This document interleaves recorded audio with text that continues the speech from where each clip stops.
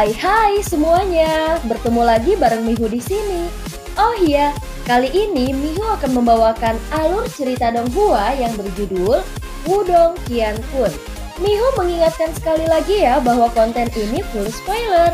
Tanpa lama-lama lagi, yuk langsung aja kita masuk ke isi ceritanya. Melanjutkan dari kisah sebelumnya. Gunung Suara Iblis terletak di bagian terdalam dari pegunungan 10.000 binatang. Itu luar biasa curam dan ditutupi dengan pohon-pohon hitam yang dikenal sebagai pohon suara.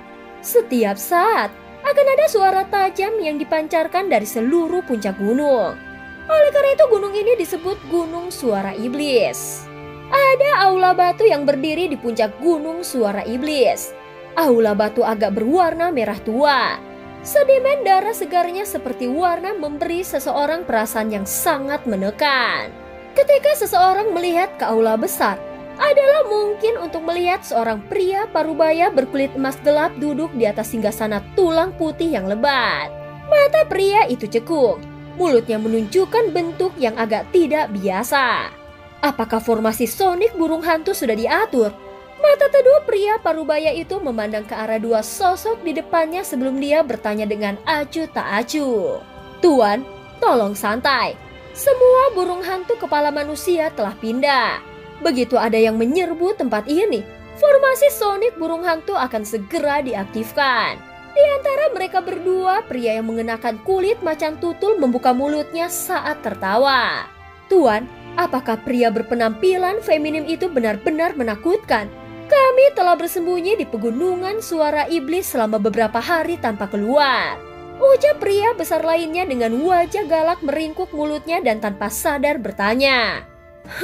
Orang itu mungkin tampak sangat rapuh di permukaan. Tetapi dia kemungkinan telah mencapai tahap kehidupan mendalam tingkat lanjut. Jika kita benar-benar berakhir berkelahi, bahkan aku bukan tandingannya. Ucap pria parubaya itu dengan dingin mencaci. Seandainya aku tahu sebelumnya, aku akan langsung melumpuhkan orang besar itu hari itu. Semua masalah ini tidak akan muncul. Ucap pria yang mengenakan kulit macan tutul itu memiliki kekejaman gelap yang melintas di matanya saat dia berkata, Tuan, apa yang harus kita lakukan sekarang? Jangan bilang kalau kita hanya bisa terus bersembunyi di pegunungan Suara Iblis ini. Ucap pria parubaya itu. Pada saat ini pria parubaya itu bersandar di sandaran kursinya.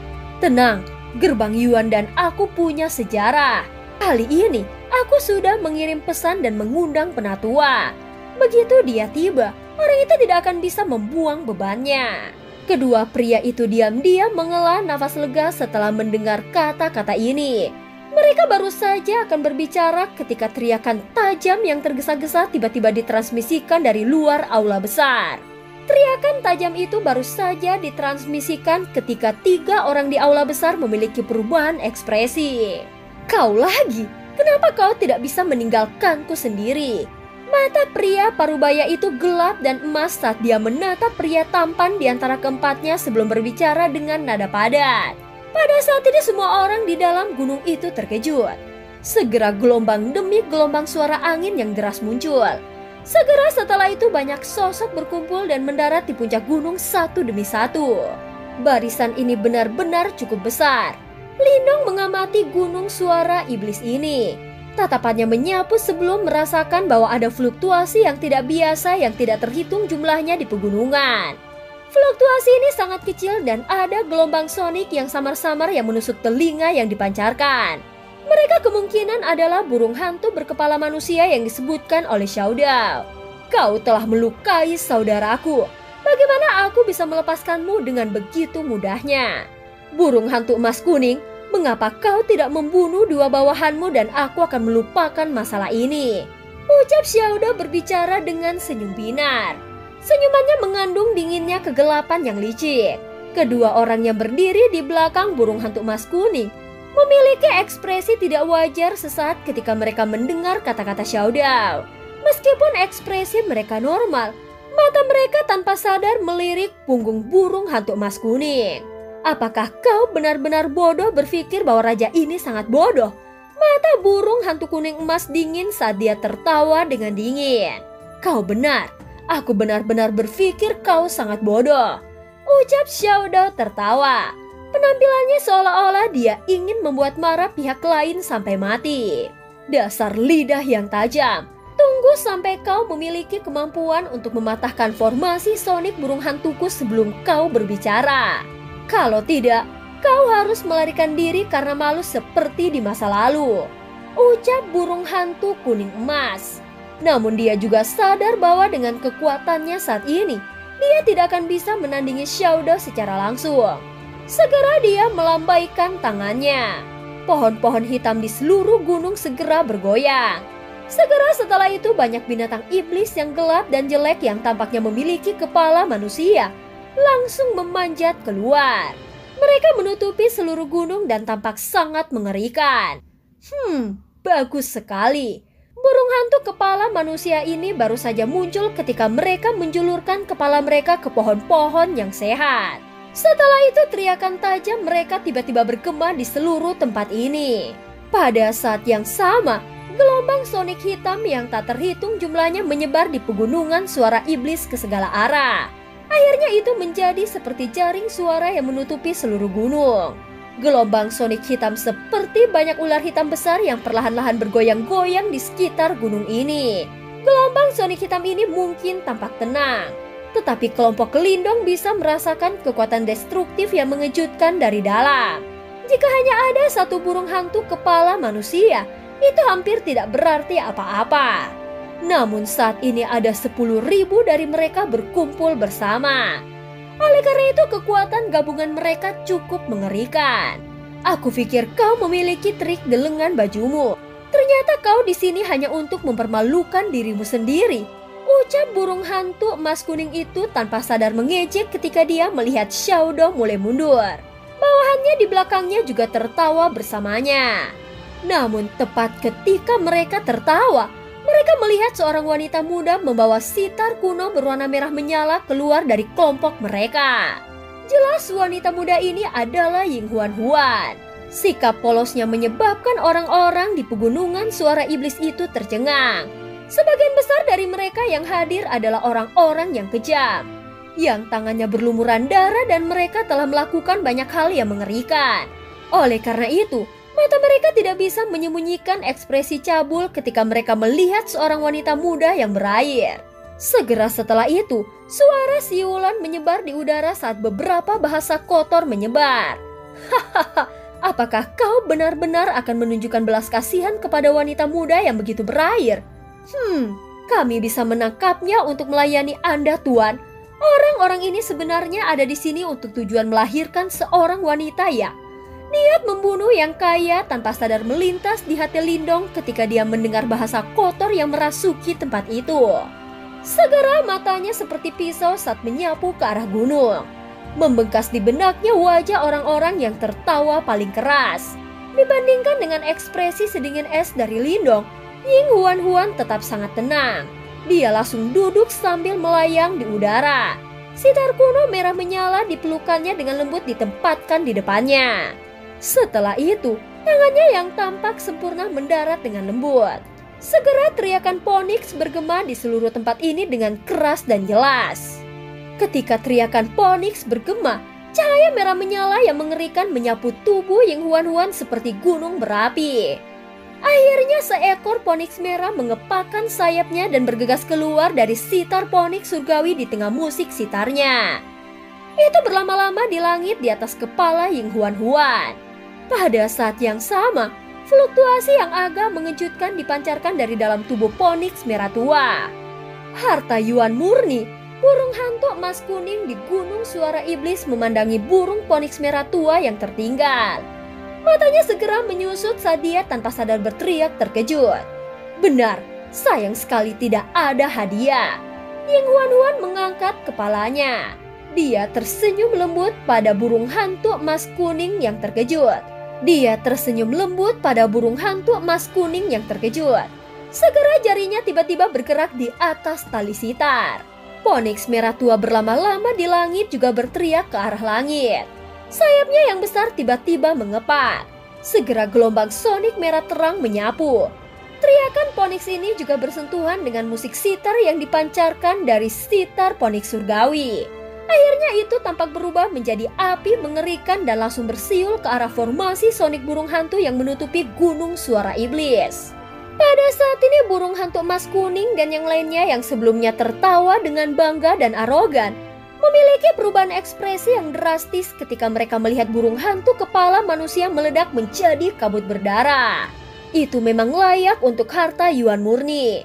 Lindong mengamati adegan ini dengan kejutan yang kaya di matanya. Kekuatan harta Yuan murni ini sebenarnya semenakutkan ini.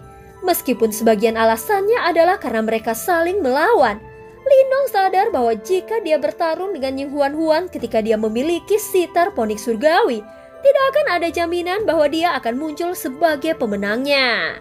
Giliranmu, Ying Huan menoleh. Wajah cantik yang masih tenang sebelumnya tampak sedikit pucat setelah dia menggunakan sitar Phoenix surgawi. Pada saat yang sama, rasa dingin yang sedingin es mulai menyebar. Segera dia mengatupkan gigi peraknya dan dengan kejam berkata, "Lindong, jika kau tidak membunuh semua orang yang telah mengejekku sebelumnya, aku akan memberitahu ayah dan kakak perempuan bahwa kau menggertakku ketika aku kembali," ucap Ying Huan. Lindong langsung tertegun tak bisa berkata apa-apa saat mendengar kata-katanya. "Ayo pergi." Sementara Lindong masih terkejut, tawa dingin Xiao Dao terdengar di telinganya. Detik berikutnya fluktuasi yang luar biasa agung dan tak terbatas secara instan menyapu keluar dari dalam tubuh Xiao Dao. Fluktuasi itu seperti awan hitam yang menyelimuti langit sebelum berubah menjadi tekanan tebal yang perlahan memenuhi area itu.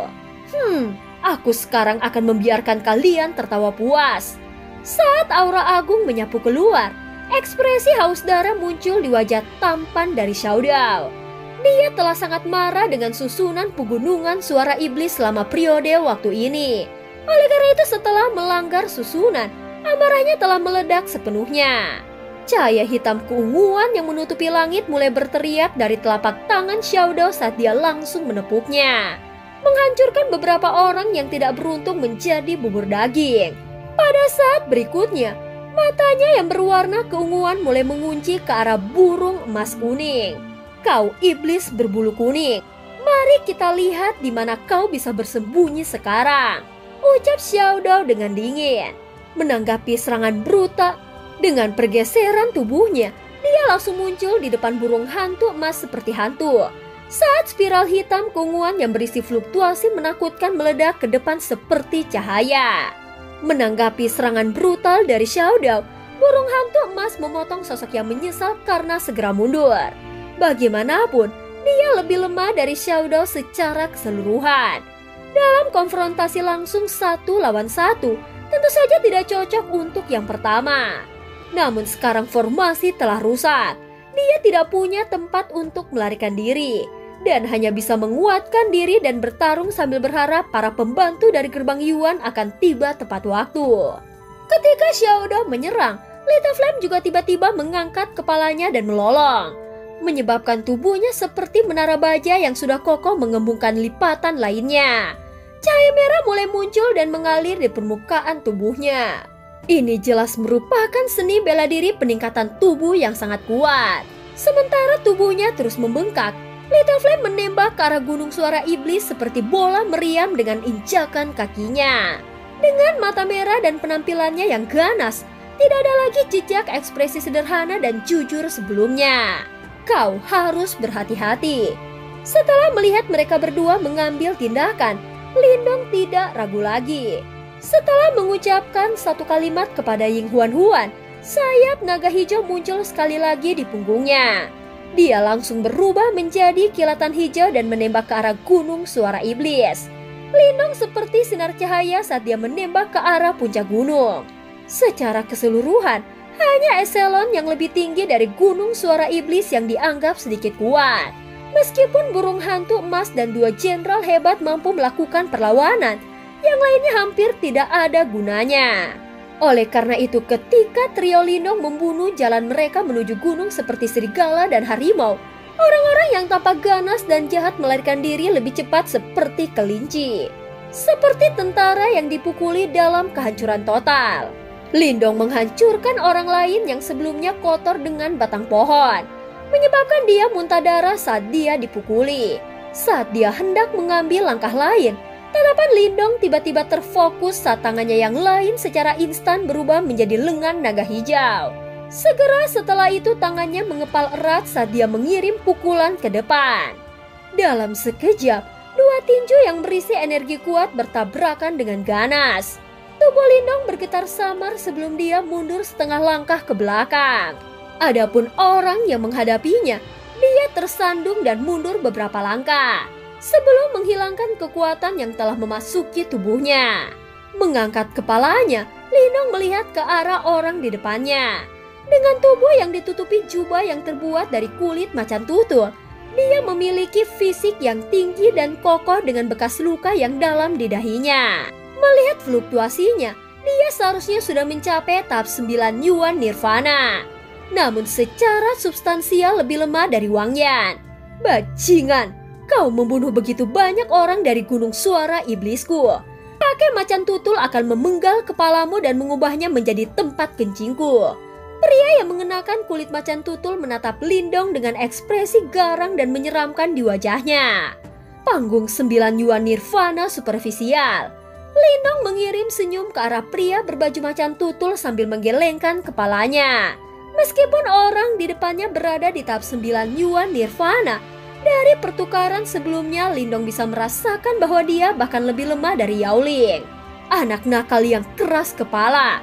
Lihat dan lihat apakah ayahmu tidak akan mencabik-cabikmu. Tanpa sepatah kata pun, wajah penjahat yang memakai kulit macan tutul itu berubah dengan dingin. Kekuatan Yuan yang kuat bergegas keluar dari dalam tubuhnya. Pada saat berikutnya, dia menghentakkan kakinya dan menembak ke arah Lindong. Kau masih berani mengucapkan kata-kata itu kepadaku, ucap Lindong dengan senyuman tipis. Tatapannya tiba-tiba berubah dingin saat energi tak terbatas meletus keluar seperti air banjir.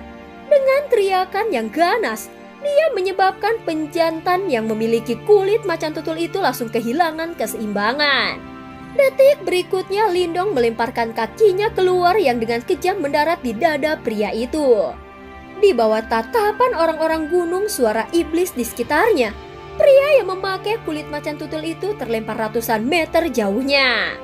Setelah mengalami perkelahian dengan ahli panggung 9 Yuan Nirvana yang tangguh seperti Yaoling dan Wang Yan, pria yang memakai kulit macan tutul benar-benar membuat Lindong agak menghela nafas dalam penyesalan.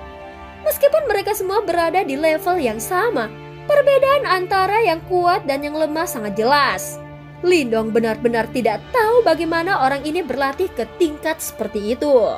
Di kejauhan, macan tutul yang mengenakan kulit jantan berjuang dan berdiri.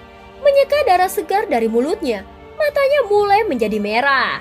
Seketika tubuhnya mulai menggeliat dengan cepat sebelum akhirnya berubah menjadi macan tutul emas raksasa. Lindong dengan tenang menyaksikan macan tutul emas raksasa terbang ke arahnya tanpa niat sedikit pun untuk mundur. Lengannya berubah menjadi lengan naga saat dia menggenggam pohon hitam dan mengayunkannya dengan ganas. Orang-orang gunung suara iblis di sekitarnya menyaksikan pertempuran sengit antara macan tutul emas raksasa dan Lindong. Namun macan tutul tidak dapat menang dan terpaksa mundur dari waktu ke waktu. Memalingkan pandangan mereka melihat perkelahian lain yang terjadi. Burung hantu emas dan jenderal besar lainnya juga dipaksa dalam keadaan yang sangat menyedihkan. Situasi seperti itu jelas tidak baik. Beberapa pria dari gunung suara iblis saling memandang dan berpikir untuk melarikan diri secara diam-diam. Dari situasi di depan mereka, jelas bahwa mereka tidak bisa lagi menahan gunung suara iblis. Saat gunung suara iblis turun ke dalam kekacauan, tiga sosok muncul dalam sekejap di puncak gunung yang jauh. Sementara tatapan mereka menatap acuh tak acuh ke gunung suara iblis. Sepertinya gunung suara iblis telah dihancurkan oleh orang lain. Bajingan itu benar-benar tidak berguna, bahkan tidak bisa menahan sedikit pun. Ketiganya secara alami adalah tiga orang dari gerbang Yuan yang telah muncul sebelumnya. Adapun orang yang berbicara, itu adalah pria tampan berbaju putih. Dia tersenyum dan berkata sambil melihat gunung suara iblis yang berbau darah. Paman bela diri senior Jiang, apakah kita akan mengambil tindakan dan membantu? Pria lain berpakaian hitam berkata dengan seringai di wajahnya. Biarkan beberapa lagi mati sebelum kita mengambil tindakan. Di depan kedua pria itu berdiri seorang lelaki tua berpakaian coklat. Dengan nada acuh tak acuh dia berkata, air liur penyeduh spiritual inti bumi yang tersembunyi di dalam gunung suara iblis. Orang bodoh itu berasumsi bahwa tidak ada yang tahu tentang itu. Karena kita telah datang ke sini, mari kita singkirkan juga harta itu. Harta surgawi semacam itu harus diberikan kepada gerbang yuan kita. Xian, pergi jaga semua orang yang telah melarikan diri dari gunung suara iblis secara rahasia. Aku tidak ingin berita di sini menyebar. Tenang, paman bela diri senior Jiang. Tidak ada dari mereka yang akan melarikan diri.